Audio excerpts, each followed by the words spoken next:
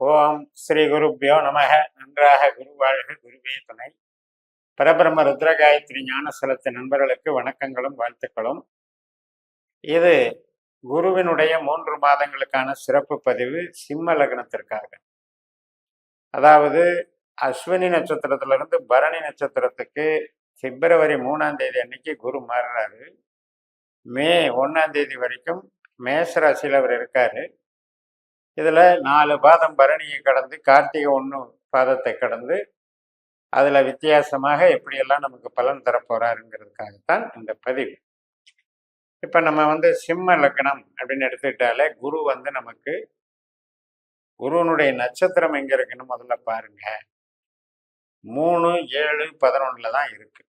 3 பாதமாக இருக்கிறது மெயினாக இருக்கிறது. துளாராசியில் 7ஆம் இடமான கும்பராசியில் 11ஆம் இடமான மிதன ராசி. அந்த 3, 7, 11க்கு சாதகமான 9ஆம் வீட்டில் இப்போ அமர்ந்திருக்காரு. அப்படின்னா குரு என்பவர் மதிப்பையும் கௌரவத்தையும் நமக்கு இறை அருளையும் முன்னோர்கள் பெரியவர்களுடைய ஆசீர்வாதத்தையும் தெய்வ பற்றுதலையும் ஆராய்ச்சி கல்வி, உயர்கல்வி, வெளிநாட்டு தொடர்பு இந்த வகையில் எல்லாம் நன்மைகளை செய்பவராகவும் புதிய நபர்கள் சந்திப்பின் மூலமாக பல தொடர்பு வெற்றிகளை காண்பதை உறுதி செய்வதாகவும் இந்த குரு இருக்கிறார். அதுலேயும் டெப்தா போய் ஒவ்வொரு நட்சத்திர பாத ரீதியாக எப்படி பண்றாரு. இப்போ மேசராசியில் அஸ்வினி இருக்கு, பரணி இருக்கு, கார்த்திகை இருக்கு. இப்போ அஸ்வினி நட்சத்திரத்திலிருந்து பரணியில் என்ட்ரான உடனே பரணி நட்சத்திரம் 1ஆம் பாதத்தில் பிப்ரவரி 27 வரைக்கும் இருக்கார். பிப்ரவரி 3ல இருந்து 27 வரைக்கும். இந்த 24 நாட்கள்ல நமக்கு சுய பலம் பெறுகிறது, மகிழ்ச்சி கூடுகிறது, உறவுகள் பலப்படுகிறது. அதே போல நமக்கு வசதி வாய்ப்புகள், சந்தோஷம், அதற்குண்டான ஒரு சுப நிகழ்ச்சிகள், இதுக்கெல்லாம் பாசிட்டிவான சூழல் அமைகிறது. அதுக்கப்புறம் பிப்ரவரி 27ல இருந்து மார்ச் 16 வரைக்கும் பரணி 2ஆம் பாதத்துல போகும் பொழுது பொருளாதார ரீதியாக அது நன்மை செய்து, வேலை ரீதியாகவும் தொழில் ரீதியாகவும் ஒரு வருமானத்தை பெருக்கிறதுக்கும், அந்த வேலையில நமக்கு வெற்றிகளை பெறுவதற்கும், இப்போ ஒரு வழக்கே நடக்குது, ஒரு பிரச்சனையே இருக்கு, அதுல நம்ம ஜெயிக்கிறதுக்கும், பண வரவை சேமிக்கிறதுக்கும், புதிய ஒரு தொழிலை இன்னும் இன்க்ரீஸ் பண்ணலாங்கிறதுக்கும் சப்போர்ட் பண்ணும். அந்த வகையில இந்த காலகட்டத்தை நம்ம எடுத்துக்கலாம். மார்ச் 16ஆம் தேதியிலிருந்து ஏப்ரல் 1ஆம் தேதி வரைக்கும் பரணி 3ஆம் பாதத்துல போவார். அப்ப மறுபடியும் இப்போ ஒரு பெண் பார்க்கிற படலம், சுப நிகழ்ச்சிகள், ஒருத்தருக்கு ஒருத்தர் அறிமுகப்படுத்துகிறது, சொந்த பந்தங்களுடைய பரஸ்பர உறவை வெளிப்படுத்துறது, குழந்தைகள் நலம், இதில் எல்லாமே குழந்தை பிறப்பு, கல்யாணம், இது மாதிரி எல்லாமே பாசிட்டிவாக நடக்கும். அப்போ ஆரோக்கியம், உறவுகள் மற்றும் வேலை எல்லாமே சிறப்பாக இருக்கும் இந்த காலகட்டத்தில். அதுக்கப்புறம் ஏப்ரல் 1ல இருந்து ஏப்ரல் 16 வரைக்கும் 4ஆம் பாதத்தில் போகிறார். இந்த காலகட்டத்தில் தான் கொஞ்சம் மனசுக்கு சொந்த பந்தங்களாகட்டும் அல்லது பண ரீதியாக சில சுமைகள், எக்ஸ்ட்ரா ஒர்க்லோடுன்னு எடுத்துக்கலாம் அல்லது பண சுமைன்னு எடுத்துக்கலாம், கொஞ்சம் நம்ம மனசில் ஹார்ட் ஒர்க் பண்ண வேண்டிய ஒரு இது இந்த காலகட்டத்தை எப்படி கடத்த போகிறோன்னு ஒரு சிந்திச்சு செயல்படுறோம் இல்லையா, அது மாதிரியான ஒரு அமைப்பை கொடுக்கும். அது அந்த ஏப்ரல் 16ஓடு முடிஞ்சு போயிடும். ஏப்ரல் 16க்கு மேலே நட்சத்திரம் மாறுறாரு. கிருத்திகை 1ஆம் பாதத்தில் இருக்கிற சூரியனுடைய நட்சத்திரத்துக்கு குரு மாறுறாரு. அப்போ நமக்கு புகழை கொடுக்குறாரு. அரசியல், அரசதிகாரம், தந்தை வர்க்கம், இதுக்கெல்லாம் கோயில் சார்ந்த குடும்ப உறவுகள் சார்ந்த ஒரு தலைமை பொறுப்பில் நம்மளை ஒரு அங்கீகாரம் பண்ணுறதுக்கு உண்டான ஒரு மதிப்பை, கௌரவத்தை வழங்குறது ஒரு நல்ல டைம் அது.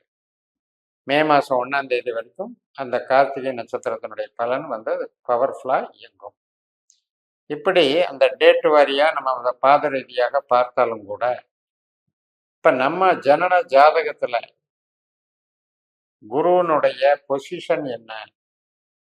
குரு நமக்கு 2, 6, 10 என்ற பணவரவு, தொழில், வேலை இது சார்ந்த ஆதிக்கம் பெற்றவராக இருக்கிறாரா, அல்லது 3, 7, 11 என்ற திருமண உறவு, குழந்தை பிறப்பு மற்றும் மூளை உழைப்பு, கம்யூனிகேஷன், பேங்கிங், மேனேஜ்மெண்ட் இது சம்பந்தமான ஸ்மார்ட் ஒர்க்கை குறிக்கக்கூடிய கிரகமா இருக்கா, இல்ல நம்மளுக்கு கஷ்ட நஷ்டத்தை, விபத்தை, உடல் உபாதைகளை, விரயத்தை கொடுக்கிற கிரகமா இருக்கா?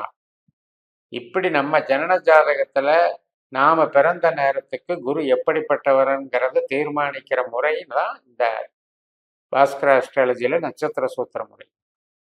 இதை நம்ம டெரைவ் பண்ணிக்கணும்.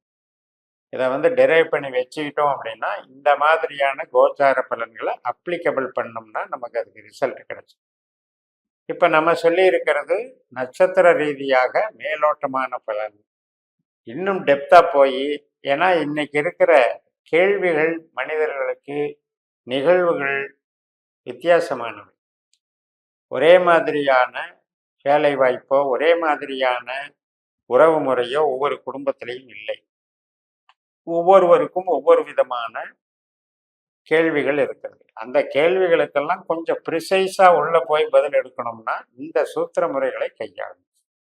அப்படி கையாளக்கூடிய சமயத்துல 12 பாவத்திற்கான அதிகாரிகளை தெரிஞ்சு அதுல நமக்கு குருங்கிறவர் எந்த நட்சத்திரத்துல போறாரோ அந்த நட்சத்திர கிரகம், இந்த குருவும் சுக்கிரனும் நமக்கு என்ன பாவத்தை குறிகாட்டக்கூடிய குறிகாட்டிகள்ங்கிறத நம்ம ஜனன ஜாதகப்படி தேர்ந்தெடுத்து வச்சுக்கிட்டு இதே பலனை அப்ளிகபிள் பண்ணி பார்த்தோம்னா இன்னும் நம்ம கேள்விகளுக்கு துல்லியமான ரிசல்ட் கொடுக்கும்.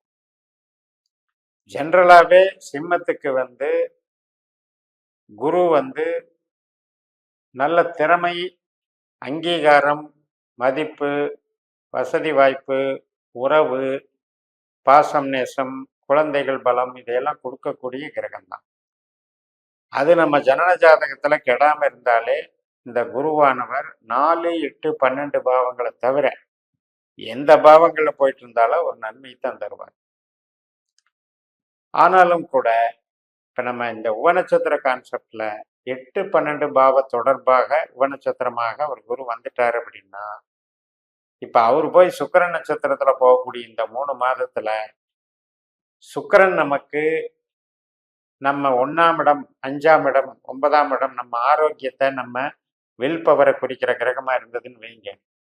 அப்ப இந்த குருவும் சுக்கிரனும் நட்சத்திர ரீதியாக தொடர்பு கொள்வது நம்மளை ஹெல்த்தை டிஸ்டர்ப் பண்ணும். எதிர்பாராத ஒரு ஒரு உடல் உபாதைகளை மாட்டிக்கிறது அல்லது எதிர்பாராத நஷ்டத்தை சந்திக்கிறது. 8ஆம் இடம், 12ஆம் இடம் நஷ்டம், விரையும். அது மாதிரி நட்சத்திர ரீதியாக அந்த ஒவ்வொரு கிரகத்தை தொடர்பு படுத்தி பலன் எடுத்துக்கலாம். அப்ப ஒரு விஷயத்துல உள்ளுக்குள்ள ஒரு கட்டத்துக்குள்ள போனாலும் உள்ளுக்குள்ள டிகிரியில ஒவ்வொரு டிகிரிக்கும் ஒவ்வொரு கிரகம் மாறுபடும் அப்படிங்கிறத நம்ம புரிஞ்சு இந்த 12 பாவ அதிகாரிகளை கண்டுபிடிச்சு இந்த சூத்திரங்களை பயன்படுத்தி நம்ம ஜோதிடத்தை பயன்படுத்தினால் சிறப்பாக இருக்கும் என்று கூறி நிறைவு செய்கிறேன். இந்த சேனலை சப்ஸ்கிரைப் பண்ணி ஷேர் பண்ணுங்க. உங்க தனிப்பட்ட ஜாதக பலாபலன்களை என்னுடைய வாட்ஸ்அப் நம்பர்ல தொடர்பு கொண்டு பலன் பெறுங்கள். உங்களிடமிருந்து விடைபெறுகிறேன். உங்கள் ஜெயம். நன்றி, வணக்கம்.